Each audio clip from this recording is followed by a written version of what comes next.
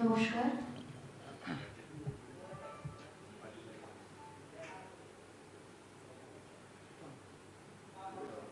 নমস্কার সবাইকে, শুভ দুপুর।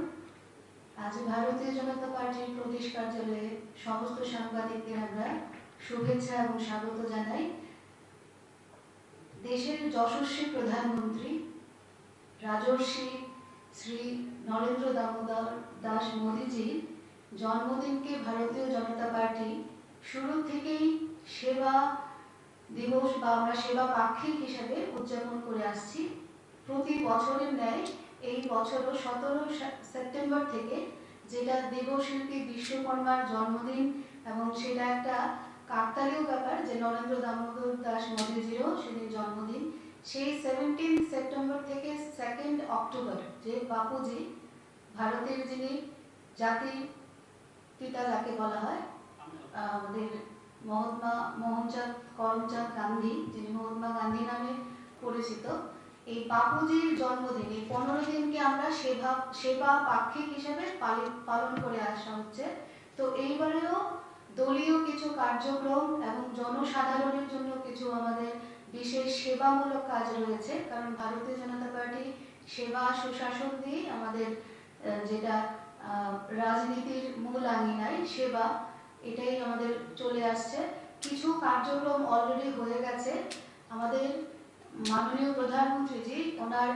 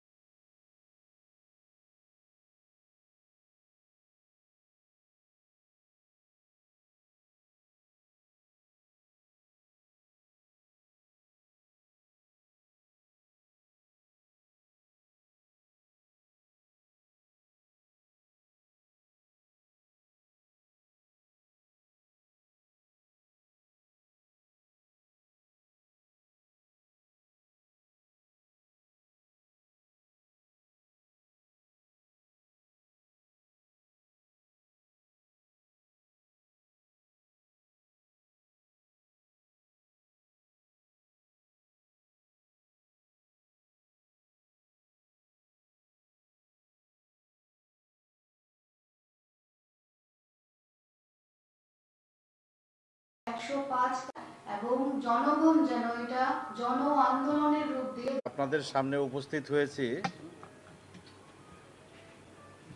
মূলত 1 অক্টোবর ভারত সরকার এবং ভারতীয় জনতা পার্টি একটা মেগা প্রজেক্ট হাতে নিয়েছে, সেটা হচ্ছে স্বচ্ছতা অভিযান। প্রধানমন্ত্রী নরেন্দ্র মোদীজি 2014 সালে সরকার গঠন করার পর, প্রধানমন্ত্রী হবার পর স্বচ্ছতার উপর সর্বাধিক গুরুত্ব দিয়েছেন। স্বচ্ছতাকে জন আন্দোলনে পরিণত করার প্রয়াস নিয়েছেন এবং স্বচ্ছতাকে আমাদের জাতীয় চরিত্রের বৈশিষ্ট্য হিসেবে তুলে ধরার জন্য উদ্যোগী হয়েছেন। স্বচ্ছতার মতো গুরুত্বপূর্ণ একটি বিষয়কে আমরা প্রতি বছর বিভিন্ন সময়ে বিভিন্নভাবে এই অভিযানের মাধ্যমে সমাজকে পরিচ্ছন্ন করার চেষ্টা করি এবং প্রতি বছর একই সময়ে একটা নির্দিষ্ট দিনে একটা মেগা পরিকল্পনা গ্রহণ করা হয় যাতে করে সারা ভারতবর্ষের সর্বত্র স্বচ্ছতা অভিযান চালানো হয়। 105তম মন কি বাত অনুষ্ঠানে প্রধানমন্ত্রী নরেন্দ্র মোদীজি দেশবাসীর কাছে আহ্বান রেখেছেন 1 অক্টোবর সকাল 10টা থেকে 1 ঘন্টা সময়ের জন্য স্বেচ্ছায় শ্রমদান করে স্বচ্ছতা অভিযানকে বাস্তবায়িত করার জন্য। এই স্বচ্ছতা অভিযানে আমাদের সংগঠনের একেবারে ছোট যে ইউনিট আছে, বুথ ইউনিট থেকে শুরু করে রাজ্য ইউনিট পর্যন্ত এবং পঞ্চায়েত প্রধান থেকে শুরু করে সাংসদ পর্যন্ত সবাই যাতে স্বতঃস্ফূর্তভাবে 1 ঘন্টা সময় স্বচ্ছতার জন্য ব্যয় করেন সেই আহ্বানও রাখা হয়েছে। আমরা আমাদের পরিবেশের চারপাশে নদী, কুয়ো, হ্রদ, পুকুর, বিভিন্ন সরকারি বেসরকারি প্রতিষ্ঠান, স্কুল, কলেজ, বিভিন্ন স্বনামধন্য ব্যক্তির যে স্ট্যাচু আছে তার আশপাশ এলাকা থেকে শুরু করে সমস্ত জায়গাতে সমস্ত স্তরে পরিচ্ছন্ন স্বচ্ছতার অভিযান করার জন্যে আমরা ব্যাপক প্রস্তুতি নিয়েছি ত্রিপুরা রাজ্য বিজেপি। আগামীকালকে সকাল 10টা থেকে সারা রাজ্যের সর্বত্র পঞ্চায়েত মেম্বার প্রধান থেকে শুরু করে বুথ কমিটির কার্যকর্তাদের থেকে শুরু করে সাংসদ পর্যন্ত, মন্ত্রী, বিধায়ক যারা আছেন, সভাধিপতি, সকলে এই কর্মসূচিকে বাস্তবায়িত করার জন্যে ব্যাপক পরিকল্পনা গ্রহণ করেছেন। আগামীকালকে এই পরিকল্পনার মাধ্যমে একটা ব্যাপক স্বচ্ছতা অভিযান চালানো হবে। আর এই স্বচ্ছতা অভিযানের মধ্যে নির্দিষ্ট কতগুলি বিন্দু আছে।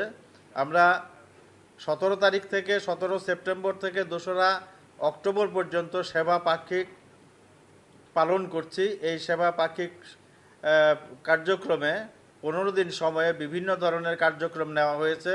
তার মধ্যে 1 তারিখে মেগা স্বচ্ছতা অভিযান, এটা সারা ভারতবর্ষের সর্বত্র হবে। সমস্ত স্তরের মানুষ অংশগ্রহণ করবে, সমস্ত স্তরের জনপ্রতিনিধিরা অংশগ্রহণ করবে। তার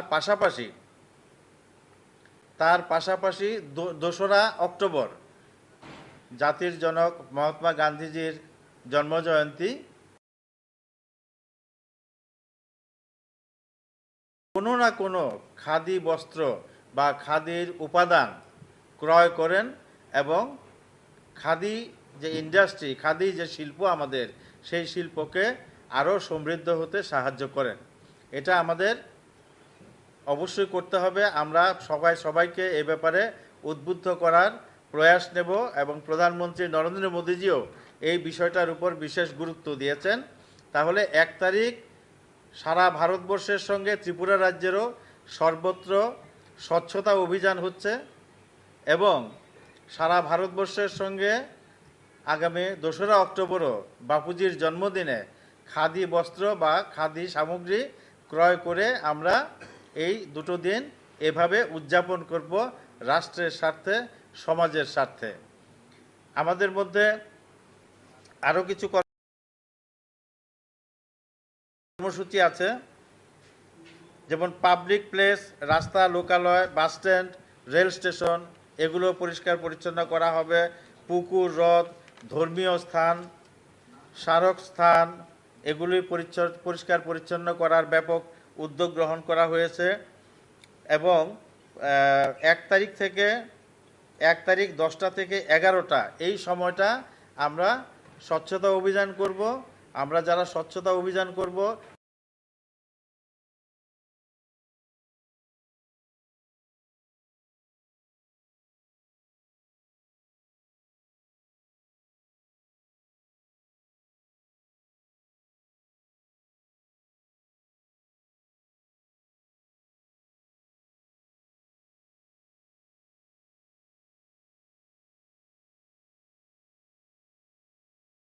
আজকে আপনাদের সামনে উপস্থিত হবার মূল উদ্দেশ্য হচ্ছে আগামীকালকে অর্থাৎ 1 অক্টোবর যে ব্যাপক স্বচ্ছতা অভিযান চালানো হচ্ছে সেই স্বচ্ছতা অভিযানকে বাস্তবায়িত করার ক্ষেত্রে আপনারা যারা সংবাদ জগতের সঙ্গে জড়িত আছেন, আমি আপনাদের কাছেও আহ্বান রাখব আপনারাও এগিয়ে আসবেন এই স্বচ্ছতা অভিযানে, আপনারাও অংশগ্রহণ করবেন।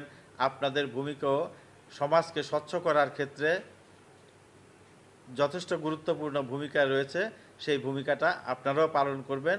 আপনারাও বিভিন্ন জায়গায় নিজ নিজ এলাকায় এই অভিযানে অংশগ্রহণ করে অভিযানকে সাফল্যমণ্ডিত করতে সাহায্য করবেন। মোটামুটি এটা সবাই অংশগ্রহণ করবেন, তবে এই ব্যাপারে আমাদের তালিকা প্রস্তুত হচ্ছে, কিছুক্ষণের মধ্যেই সেটা জানা যাবে। সবাই, সমস্ত সাংসদ, নির্বাচিত জনপ্রতিনিধি যারা আছেন একেবারে পঞ্চায়েত স্তর থেকে, সাংসদ থেকে সবাই অংশগ্রহণ করবেন। সংগঠনের সমস্ত স্তরের কার্যকর্তারা অংশগ্রহণ করবেন।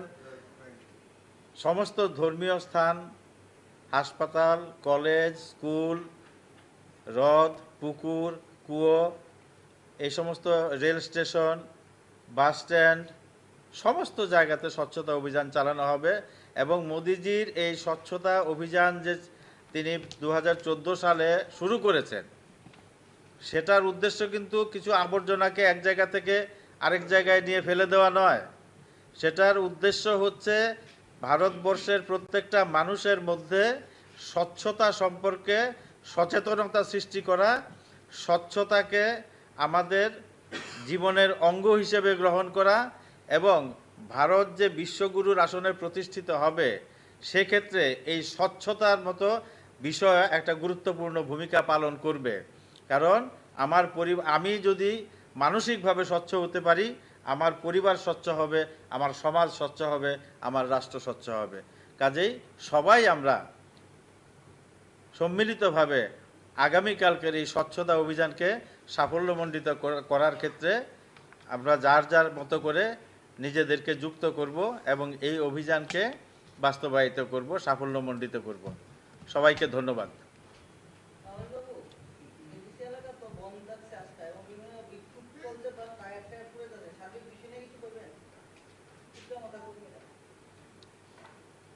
এডিসি আজকে তীব্রামথা বন্ধ রেখেছে। এই বন্ধ এটা সমাজের পক্ষে মোটেও হিতকর নয়। আমরা আবারও আবেদন রাখব, যারা এই বন্ধের পক্ষে প্রচার করছে বা বন্ধকে কেন্দ্র করে বিভিন্ন ধরনের ঘটনা সংগঠিত করছে, তাদের কাছে আমরা আবারও আবেদন রাখব, এই ধরনের নাশকতামূলক কাজ, এই ধরনের হিংসাত্মক ঘটনার মধ্য দিয়ে একটা সমাজকে অগ্রগতির পথ থেকে দূরে সরিয়ে দেওয়া হয়। একটা সমাজ দ্রুত পিছিয়ে পড়তে বাধ্য হয়। কাজেই সেই সমাজের উন্নয়নের স্বার্থে তারা যেন এই ধরনের পদক্ষেপ থেকে নিজেদেরকে বিরত রাখেন, এবং শান্তিপূর্ণ পরিবেশই উন্নয়নের একমাত্র চাবিকাঠি।